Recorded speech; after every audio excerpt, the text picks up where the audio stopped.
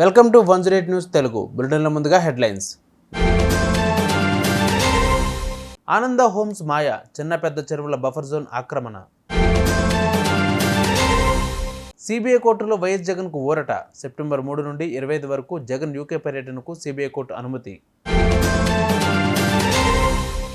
నేను కేసీఆర్ బిడ్డను, నన్ను జైలుకు పంపించి జగముండిని చేశారు. ఇబ్బంది పెట్టిన వారికి వడ్డీతో సహా చెల్లిస్తా.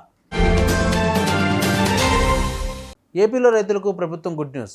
15,000 నుంచి 30,000 వరకు పశు బీమా. కుతుబ్ షాహీల ముందు చూపు, ఆసిఫ్ జహీల ఆలోచనలకు ప్రతిరూపంగా 1000 గొలుసుకట్టు చెరువులు బాగులతో కలకలలాడిన షాన్-ఏ షహీర్ గ్రేటర్ హైదరాబాద్ మహానగరంతో పాటు శివార్లలో ఆహ్లాదకరమైన వాతావరణం ఉండేది. అయితే చెరువులు, కుంటలు, తటాకాలు, బాగులు ఆనవాళ్లు లేకుండా కుంచుకుపోతూ ఉండడంతో వాతావరణ కాలుష్యం పెరిగిపోయింది. ఈ క్రమంలోనే గండిపేట మండలం పరిధిలోకి వచ్చే మణికొండ, జాగీర్, నార్సింగి మున్సిపాలిటీల సరిహద్దుల్లో ఉన్న చిన్న పెద్ద చెరువుల బఫర్ జోన్లో ఆనంద్ హోమ్స్ విజిలాల నిర్మాణం విమర్శలకు తావిస్తున్నది. రెవెన్యూ, హెచ్ఎండిఏ, నీటిపారుదల, మున్సిపాలిటీల అధికారుల పుణ్యమాని 2 చెరువుల మధ్యన ఎన్డీఎల్ బఫర్ జోన్లో హెరేజ్ భవనాలు నిర్మిస్తున్నారని స్థానికులు మండిపడుతున్నారు. అక్రమాస్తుల కేసులో అభియోగాలు ఎదుర్కొంటున్న వైసీపీ అధినేత మాజీ సీఎం వైఎస్ జగన్కి సిబిఐ కోర్టులో ఊరట లభించింది. విదేశాలకు వెళ్లేందుకు సిబిఐ కోర్టు ఆయనకు అనుమతి ఇచ్చింది. సెప్టెంబర్ 3వ తేదీ నుండి 25వ తేదీ వరకు యూకేలో ఉన్న తన కుమార్తె పుట్టినరోజు వేడుకలకు హాజరయ్యేందుకు అనుమతి కోరుతూ వైఎస్ జగన్ 15 రోజుల క్రితం సిబిఐ కోర్టులో పిటిషన్ దాఖలు చేశారు. ఈ పిటిషన్పై విచారణ సందర్భంలో జగన్ విదేశీ పర్యటనకు సిబిఐ అభ్యంతరం తెలియజేస్తూ అఫిడవిట్ దాఖలు చేసింది. అయితే సిబిఐ కోర్టు జగన్కు షరతులతో విదేశీ పర్యటనకు అనుమతినిచ్చింది. యూకే వెళ్లే ముందు పర్యటనకు సంబంధించిన పూర్తి వివరాలు, మొబైల్ నెంబర్, మెయిల్ వివరాలు కోర్టుకు సిబిఐ ఇవ్వాలని న్యాయస్థానం ఆదేశించింది. ఇదే క్రమంలో జగన్కు 5 ఏళ్ల కాలపరిమితితో కొత్త పాస్పోర్ట్ జారీకి కూడా సిబిఐ కోర్టు అనుమతినిచ్చింది. నేను కేసీఆర్ బిడ్డను, తెలంగాణ బిడ్డను, తప్పు చేసే ప్రసక్తే లేదు. అనవసరంగా జైలుకు పంపించి జగముండిని చేశారని బీఆర్ఎస్ ఎమ్మెల్సీ కవిత మండిపడ్డారు.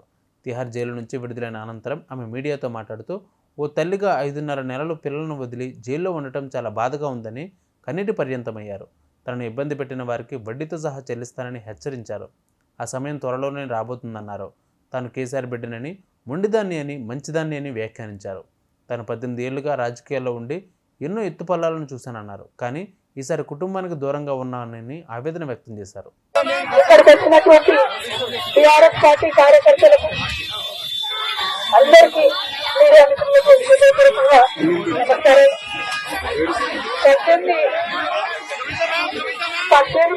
సంవత్సరాలు నేను రాజకీయాల్లో ఉన్నాను.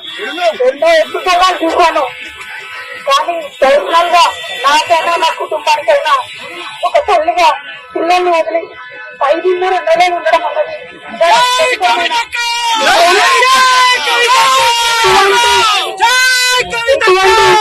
మళ్ళీ నా కుటుంబాన్ని పనిచేసేవారికి తప్పకుండా వడ్డీ సమేతంగా చెల్లిస్తాం. సమయం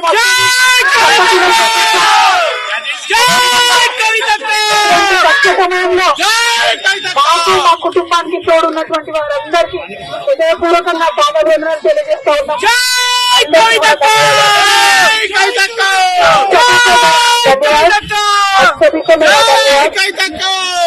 5.5 महीने के बाद आज फैमिली से, मेरे बेटे से, पति से, मेरे भाई से, सबसे मिलकर थोड़ा हम भावुक हो गए हैं. लेकिन इस स्थिति के लिए जो ఏపీలో రైతులకు ప్రభుత్వం శుభవార్త చెప్పింది. పశువులకు సంబంధించి పశు బీమా పథకాన్ని అమల్లోకి తెచ్చింది. ఈ పథకాన్ని మరింత ప్రయోజనకరంగా మార్చి అమలుకు నిర్ణయించింది.